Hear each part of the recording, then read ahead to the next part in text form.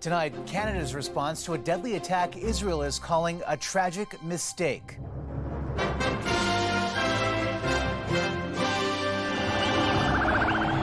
Growing international condemnation. The killing of innocent civilians is completely unacceptable. And the University of Toronto's legal request to have police arrest pro-Palestinian protesters. An Ontario auto theft bust and the hurdles of slamming the brakes on the crimes. We see repeated individuals continue to victimize our community. Also, thousands buried alive after a massive landslide in the South Pacific. Our heart goes out to the people of Papua New Guinea. Plus, the incredible Cliffside rescue in Alberta. Absolutely incredible, unlike anything I've ever seen. And celebrations, but no championship. Hope turns to heartbreak. We have no goal. As a twist on the ice pushes the PWHL to a do-or-die finale.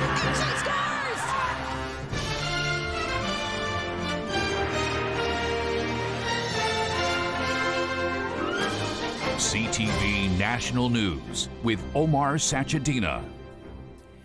Good evening, everyone. Canada has added its voice to a growing chorus of global outrage, saying it was horrified by an Israeli airstrike that set fire to a camp housing displaced Palestinians. Israel's prime minister today called the strike a tragic mistake. Of the 45 people killed, the dead include at least 12 women, 8 children, and 3 older adults, with another 3 bodies burned beyond recognition, according to Gaza's Hamas-run health ministry and Palestinian Red Crescent Rescue Service, pushing the Palestinian death toll past 36,000 since the October 7th Hamas attack. That has also claimed 1,200 Israeli lives. About 100 hostages are still being held captive. CTV's Colton Prale leads us off tonight with reaction and a Canadian pledge that's attracting criticism.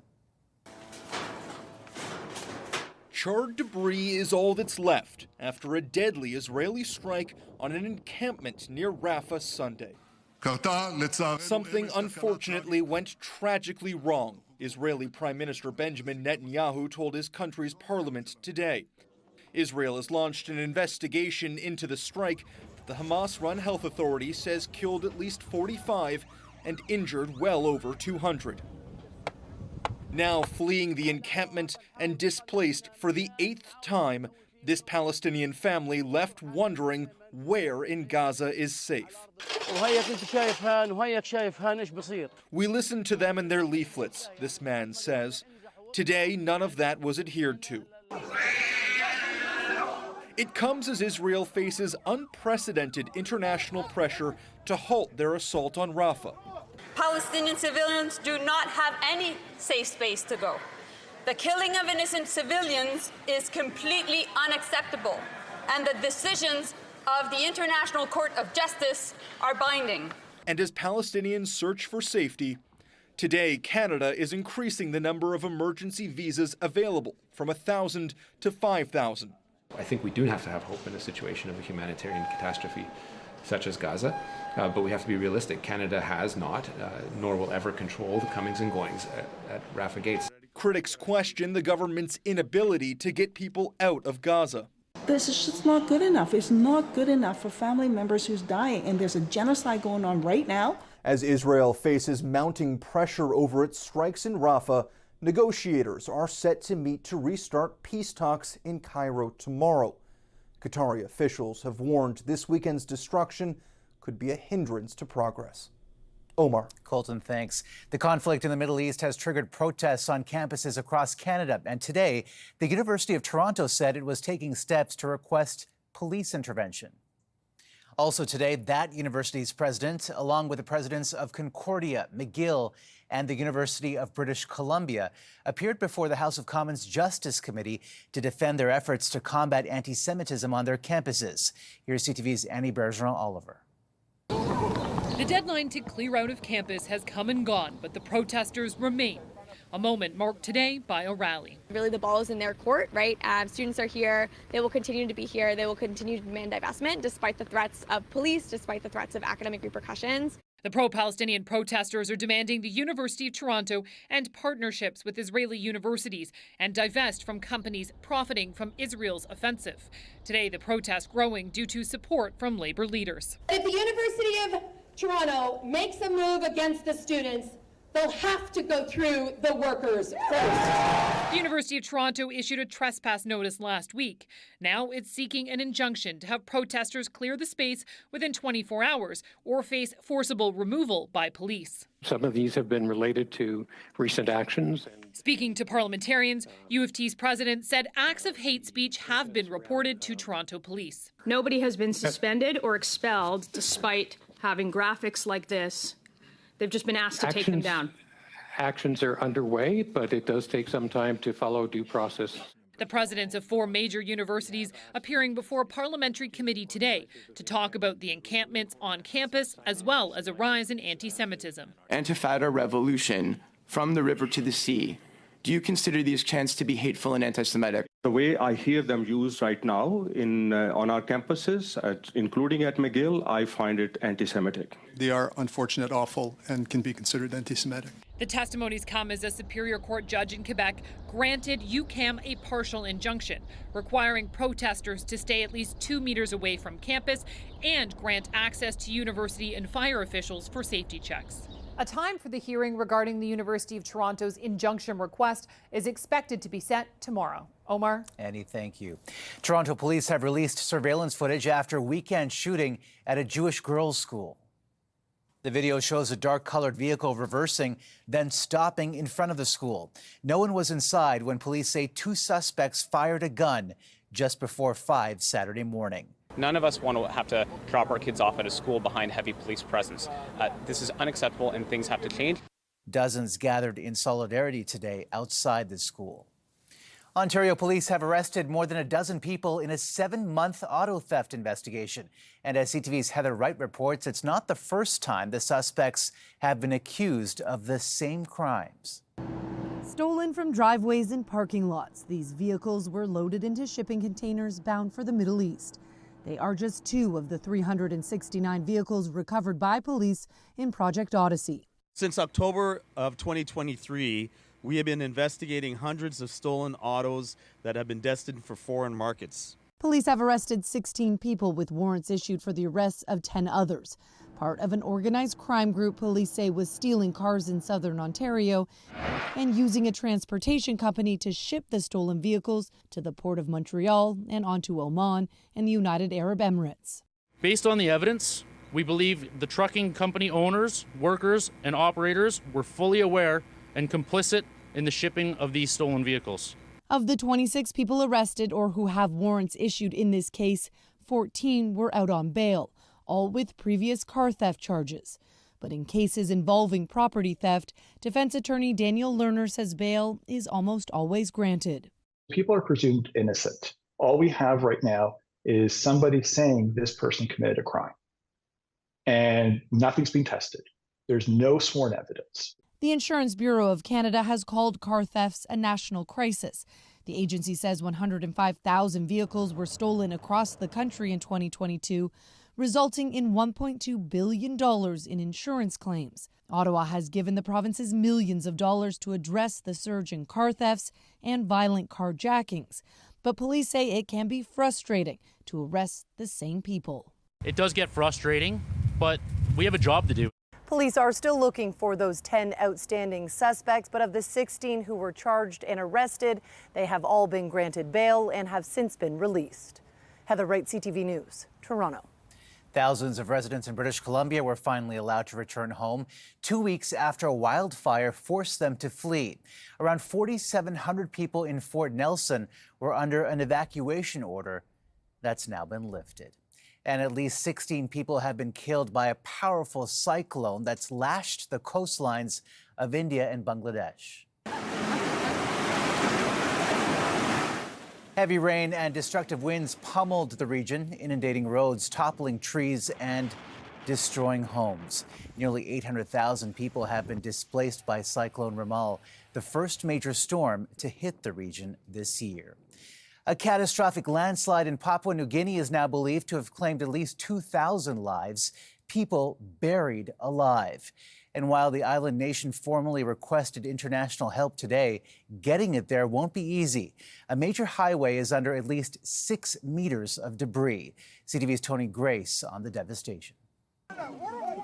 With sticks and with their bare hands, desperation to find those buried under 6 to 8 meters of earth, rocks, and debris from Friday's landslide that followed weeks of heavy rain in the mountains of Papua New Guinea.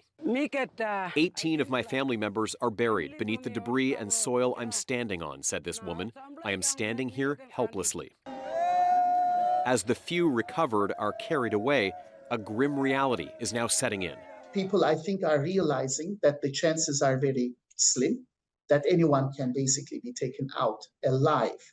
The tough terrain is not the only thing slowing down the arrival of more aid workers and experts who can assess the stability of the ground. The ground itself is still shifting, and tribal warfare in the area means military escorts are required. As military and aid workers brief communities on the tasks ahead, pledges of help are coming in. Our heart goes out to the people of Papua New Guinea. The country's nearest neighbor, Australia, preparing today to send aircraft and other equipment. And we'll continue to work very closely with the Papua New Guinean government about how best we can provide assistance over the coming days. Here in Canada, the federal government's also keeping a close eye on the situation. The International Development Minister said today his office is in touch with partners on the ground and stands ready to send support. Tony Grace, CTV News, Toronto. In the U.S., at least 23 people are now confirmed dead as devastating storms sweep across the country. More than 60 million people are at risk of severe weather. A state of emergency has been declared in Kentucky after 60 reported tornadoes ripped through the region, flattening entire neighborhoods. The system, which has pummeled multiple states, is now moving northeast, threatening to bring more violent weather from Alabama to New York, where tomorrow closing arguments begin in Donald Trump's historic hush money trial. They should be able to obtain a conviction on at least one of the counts. After more than 4 weeks and nearly 24 witnesses, the trial is now entering the final stretch. Trump faces 34 counts of falsifying business documents in relation to hush money payments to an adult film star before the 2016 presidential election. Sexual health advocates in New Brunswick are expressing anger after the province's premier banned a sex ed presentation from schools. I am incensed that the premier hasn't even seen my presentation, and he is responding to one slide out of context. Blaine Higgs said on social media that a number of parents shared photos of what he called, quote, clearly inappropriate material presented at a high school last week. The presentation's author said it was vetted and approved by the Department of Education in advance. The sister of a Canadian senior conned out of her life savings is speaking out tonight as a warning to others. The cold, calculated scam started when the woman was contacted about a hacked computer. And as CTV's Yvonne Raymond tells us, the ordeal has forced the senior to find a new place to live. Yvonne. It's been months since Peggy Christian lost more than $100,000, and her family hasn't given up seeking accountability where it might exist and advocating for change where it may be due. We want people to be absolutely aware of this and aware of how easy it is to be scammed and coerced no matter who you are. And then we want the banks to tighten up their policies and procedures and their training for people so that they recognize when this is happening. Peggy's family says it's even volunteered to become part of training or developing training around the 76-year-old's case. She was duped out of her savings in a scam that started with her being contacted about a hacked computer. We often hear about how people need to know the signs and types of fraud to prevent themselves from becoming victim. The BC Securities Commission says registered financial advisors also have a duty to ask about establishing a trusted contact person. It's voluntary for you and recommended. The trusted contact is considered a tool. It's not the same as granting a power of attorney, but it could help place a temporary hold on an account in a world where scams are becoming increasingly sophisticated. Yvonne Raymond, CTV News, Victoria. Coming up, dodging disaster. The narrow miss. Plus, the premature party at the PWHL's Game 4.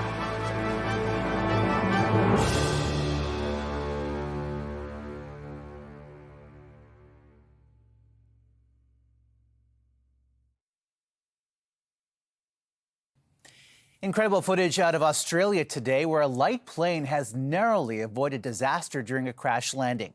The Cessna was hovering over homes in Sydney, just missing the roof of an airport building, then skidding across the runway before tipping onto its wing. Remarkably, the two people on board suffered no injuries. Officials say the aircraft was forced to make an emergency landing after losing power. And another close call caught on camera, this time in northern Ontario. The dashcam footage shows an oncoming tractor-trailer crossing the center line and forcing a cattle truck driver to the shoulder. Police say the trailer's driver was arrested and is facing charges. An emotional scene in Ottawa over the weekend between the sole survivor of a mass killing who lost his wife, 4 children, and family friend, and the city's mayor. CTV's Jackie Perez on the gesture of gratitude after a gruesome crime. An emotional embrace between the mayor of Ottawa and a father who has endured so much. I'm actually speechless. Thank you very much. Speaking publicly for the first time since Danushka Wikramasinghe's entire family was wiped out in an alleged mass murder. The mayor running and fundraising for him. He ran on behalf of me, so I'm really grateful for that. Sutcliffe, like so many others, touched by Wikramasinghe's unimaginable tragedy. His wife, 4 kids, and a family friend were killed in their Barhaven townhome. Wikramasinghe was also injured in the attack. 19-year-old Fabio de Souza faces 6 counts of first-degree murder and 1 count of attempted murder. It was really difficult for me, we came here to, live a good life and give a good life for my kids. So unfortunately this thing happens, but so I have to stand my own legs now. But he's not doing it alone. He's been through an unimaginably tragic event, and he's a wonderful person, and there are many people in our community who want to help him. The mayor raising nearly $22,000 for Ottawa Victim Services. For Wikramasinghe. Bottom from my heart, I'm really thank you for not only mayor, for everyone in the Ottawa city. They've been helping me out so much. So thank you very much. Jackie Perez, CTV News, Ottawa. An actor best known for his role on the soap opera General Hospital has been killed in Los Angeles after he encountered thieves trying to steal his car's catalytic converter. Johnny Wachter approached the men thinking he was going to be towed, but instead, the 37-year-old was shot dead. Catalytic converter thefts are increasing across the U.S. because of the precious metals inside, which can be sold on the black market. Still ahead, heart-stopping moments on an Alberta cliff. The brave bystander who made a breathtaking rescue.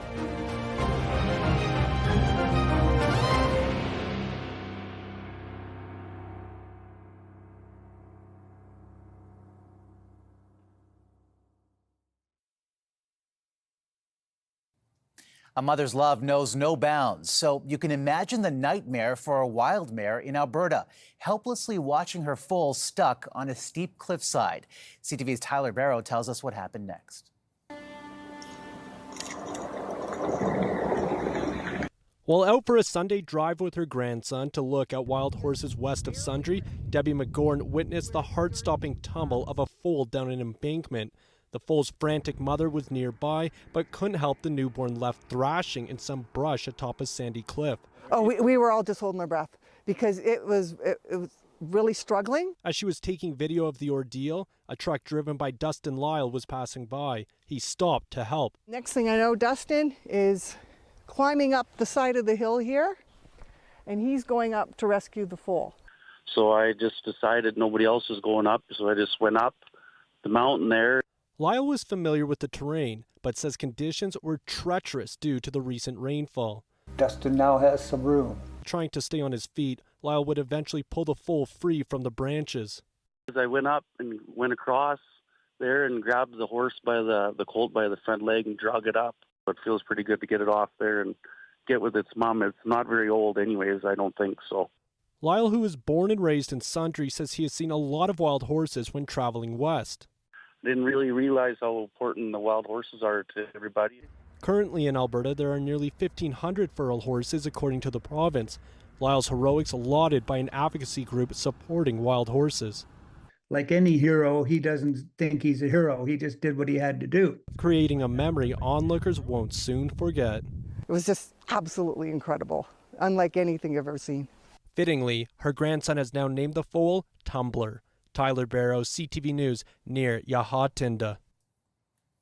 Tennis legend Rafael Nadal suffered a shocking first-round loss at the French Open in what's likely his final farewell at the clay court tournament he's dominated his entire playing career. Perhaps the last dance for Rafa Nadal at Roland Garros ends in defeat. Nadal lost in straight sets to Germany's Alexander Zverev. The Spaniard's legacy at the French Open is unmatched, winning 14 of his 22 Grand Slam trophies here. After the break. Draws it in, cuts in front, loose puck, and she scores! The championship clinching goal overturned in double overtime.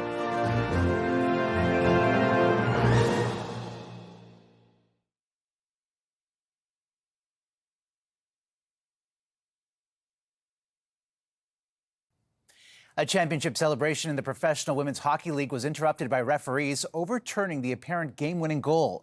The momentum shifted to the other team, leading to an unexpected ending in double overtime.